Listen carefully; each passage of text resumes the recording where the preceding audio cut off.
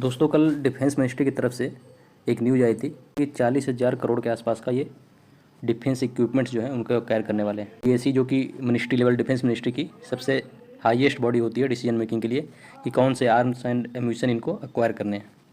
तो इन्होंने अनाउंस किया कि DAC approves 40,000 crore for defence forces to procure arms and ammunition.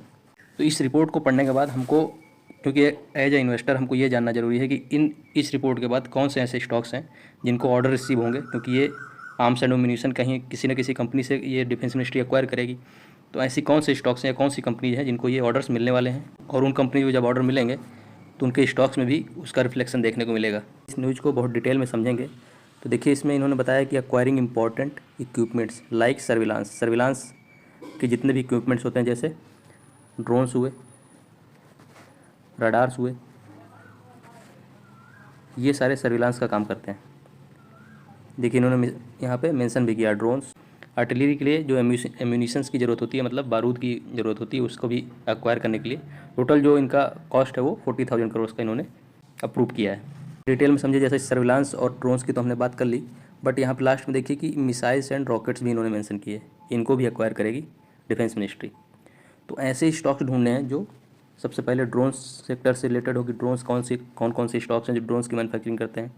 दूसरा, सर्विलांस में जो रडार्स होते हैं, रडार्स यूज करते हैं, उनसे रिलेटेड कौन से स्टॉक्स हैं। तीसरा, ऐसे कौन से स्टॉक्स हैं जो मिसाइल्स और रॉकेट्स की मैन्युफैक्चरिंग करती है। तीन जो ये हमने पॉइंट्स डिस्कस किए, ड्रोन्स, रडार्स और मिसाइल्स एंड रॉकेट्स, ऐसी कंपनीज इन तीनों सेक्टर से रिलेटेड डिस्कस करेंगे। एक कंपनी का नाम तो इन्होंने अपने रिपोर्ट में ही ले लिया है, भारत इलेक्ट्रॉनिक्स लिमिटेड, BEL, जो कि एक पब्लिक सेक्टर कंपनी है। और देखिए इन्होंने इसी रिपोर्ट में मेंशन कर दिया कि रडार मैन्युफैक्चरिंग का काम BEL करती है। हालांकि BEL के अलावा भी कई सारे स्टॉक्स हैं जो रडार सिस्टम प्रोवाइड करने का काम करते हैं डिफेंस मिनिस्ट्री को। तो वो सारे स्टॉक्स हम डिटेल में डिस्कस करेंगे इस वीडियो में। तो सबसे पहला सेक्टर होगा ड्रोन्स मैन्युफैक्चरिंग के कौन कौन से स्टॉक्स हैं। अगर ड्रोन मैन्युफैक्चरिंग के स्टॉक्स देखे जाए तो सबसे पहले नंबर पर है इंडियन स्टॉक्स जो कि लिस्टेड है, आइडिया फोर्ज। आइडिया फोर्ज के बारे में आप जानते ही होंगे, ये ड्रोन्स मैन्युफैक्चरिंग में सबसे दिग्गज कंपनी है। बहुत सारी कंपनीज होती हैं जो ड्रोन्स की मैन्युफैक्चरिंग करती हैं सिविल यूज के लिए और मिलिट्री यूज के लिए, बट यहाँ आइडिया फोर्ज जो है वो मेनली फोकस करती है कि डिफेंस जो ड्रोन्स की रिक्वायरमेंट होती है मिनिस्ट्री की, उसको फुलफिल करे। मतलब इनका सिविल ड्रोन्स मैन्युफैक्चरिंग में बहुत कम योगदान रहता है। ज़्यादातर ये फोकस करते हैं कि इनके जो ड्रोन्स है वो ऐसे डिजाइन किए जाएँ कि डिफेंस सेक्टर या डिफेंस मिनिस्ट्री के काम आए। दूसरा जो दिग्गज स्टॉक है ड्रोन्स की मैन्युफैक्चरिंग में, हिंदुस्तान एरोनॉटिक्स लिमिटेड। हालांकि हिंदुस्तान एरोनॉटिक्स लिमिटेड जो है आपको सब जगह मिलने वाला है, सब कुछ मैन्युफैक्चरिंग करते हैं, चाहे वो रडार्स हो, चाहे वो ड्रोन्स हो, चाहे वो मिसाइल्स हो, रॉकेट्स हों, ये सभी चीज़ों की मैन्युफैक्चरिंग में आपको कॉमन स्टॉक मिलने वाला है। तीसरा स्टॉक है ड्रोन्स मैन्युफैक्चरिंग से रिलेटेड जो कि डिफेंस सेक्टर में यूज किए जाते हैं, जेन टेक्नोलॉजी। इसमें आप देख रहे होंगे पिछले कई ट्रेडिंग सेशन से, जब से ये इंडिया पाकिस्तान के बीच में ऑपरेशन सिंदूर लॉन्च हुआ था, उसके बाद से लगातार इसमें अपर सर्किट देखने को मिल रहे हैं। सबसे मेन रीजन जेन टेक्नोलॉजीज़ में अपर सर्किट लगने का यही था कि ये ड्रोन्स की मैन्युफैक्चरिंग करती है। और जो ऑपरेशन सिंदूर के अंदर इंडिया पाकिस्तान की जो लड़ाई हुई थी, उसमें मेन जो इक्विपमेंट्स या मेन जो आर्म्स यूज किए गए थे उनमें से ड्रोन सबसे ज़्यादा इंपॉर्टेंट थे, क्योंकि ड्रोन ऐसे आर्म्स इक्विपमेंट्स हैं जिनकी वजह से बहुत कम लॉसेस होते हैं और बहुत ज़्यादा प्रिसाइज अटैक्स हो सकते हैं। इसलिए जेन टेक जो कंपनी है उसके स्टॉक में लगातार अपर सर्किट देखने को मिल रहे हैं।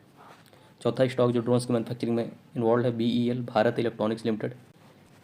ये भी ऐसी ही ऑलराउंडर कंपनी है हिंदुस्तान एरोनॉटिक्स लिमिटेड की तरफ, कि हर एक सेगमेंट में डिफेंस मिनिस्ट्री को ये इक्विपमेंट सप्लाई करते हैं।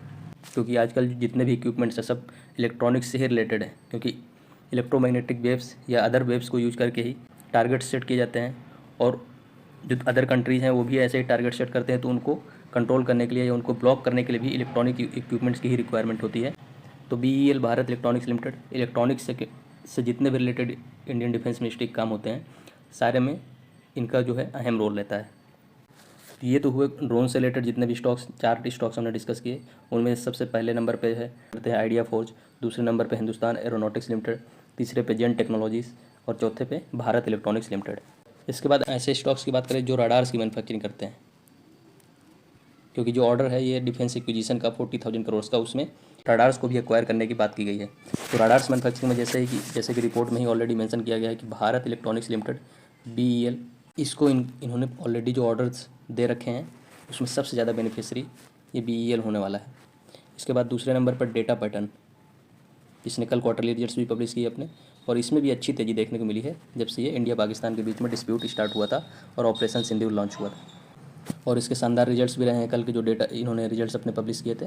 तो दोनों ये कंपनी राडार्स मैन्युफैक्चरिंग में दिग्गज कंपनी है। अगर BEL की बात की जाए तो निफ्टी की PSU कंपनी है। डेटा पैटर्न ये भी काफ़ी दिग्गज कंपनी है। अभी रिसेंट टाइम पे अगर देखा जाए तो काफ़ी अच्छे रिटर्न्स इन्होंने दिए हैं। तो ये तो है राडार से रिलेटेड स्टॉक्स जो कि इस डिफेंस एक्विजिशन में राडार्स को भी शामिल किया गया है। तीसरे नंबर पे ऐसे स्टॉक्स डिस्कस करेंगे जो मिसाइल्स एंड रॉकेट्स की मैन्युफैक्चरिंग करते हैं। भारत डायनेमिक्स लिमिटेड BDL, और मेन यही कंपनी है जो मिसाइल्स और रॉकेट्स की मैन्युफैक्चरिंग करती है और NSE और BSE में लिस्टेड है। क्योंकि अदर जो कंपनीज नहीं है, एक्चुअली DRDO है जो डिफेंस मिनिस्ट्री का ही एक ऑर्गेनाइजेशन है, और ऑर्डिनेंस फैक्ट्रीज हैं जो गवर्नमेंट की ही कंपनीज हैं, मिनिस्ट्री ऑफ डिफेंस के अंडर में आती हैं। तो वो सारे इसमें स्टॉक्स में लिस्टेड नहीं है, ना DRDO ना ऑर्डिनेंस फैक्ट्री। तो मेन जो मिसाइल्स एंड रॉकेट्स की मैन्युफैक्चरिंग होती है और ऐसे वो लिस्टेड भी है भारत डायनेमिक्स लिमिटेड ही है BDL। जैसे कि इनके एग्जांपल्स लिए जाएँ तो आकाश मिसाइल्स की बहुत बहुत इंपॉर्टेंट हिस्सा है इंडियन आर्मी का। इनकी BDL का ही प्रोडक्ट है, मतलब BDL ने ही इस मिसाइल सिस्टम को इंडियन डिफेंस मिनिस्ट्री को सप्लाई किया है। और जितने भी अग्नि से रिलेटेड सीरीज़ हैं मिसाइल की, अग्नि सीरीज़ की जितनी भी मिसाइल्स हैं वो BDL की ही मैन्युफैक्चर की हुई हैं और डिफेंस मिनिस्ट्री में यूज़ की जाती हैं। और नाग मिसाइल सिस्टम जितना भी है वो भी इनका ही प्रोडक्ट है, मतलब BDL का ही प्रोडक्ट है। और ये जो नाग मिसाइल सिस्टम है इसका अगर बात की जाए specifically, anti tank guided missile है। मतलब जो दुश्मन देश के टैंक्स होंगे उनको ये टारगेट करते हैं ये मिसाइल्स, उनको डिस्ट्रॉय करने के लिए ये मिसाइल्स यूज किए जाते हैं। और डिस्ट्रॉय करने का जो इनका प्रोसेस होता है उसमें टारगेट सेट करके लॉक कर दिया जाता है, अपने आप ये टारगेट को ढूंढकर उसको डिस्ट्रॉय कर देते हैं।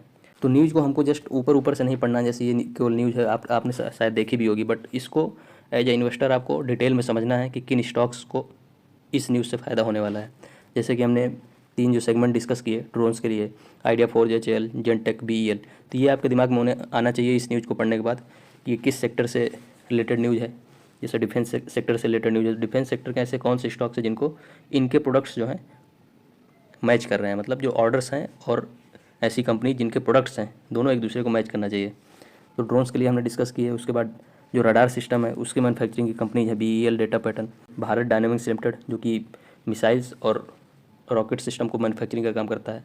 तो ये सारे स्टॉक्स हमने डिस्कस किए। और भी एक न्यूज़ आई है, जैसे कि अभी आपने सुना होगा बांग्लादेश के जो इंपोर्ट्स होते थे इंडिया में उसके लिए बहुत जगह उन्होंने बैन कर दिया है। मतलब अब बांग्लादेश से जो पहले इंपोर्ट प्रोडक्ट्स होते थे वो इंडिया में बैन कर दिए गए हैं।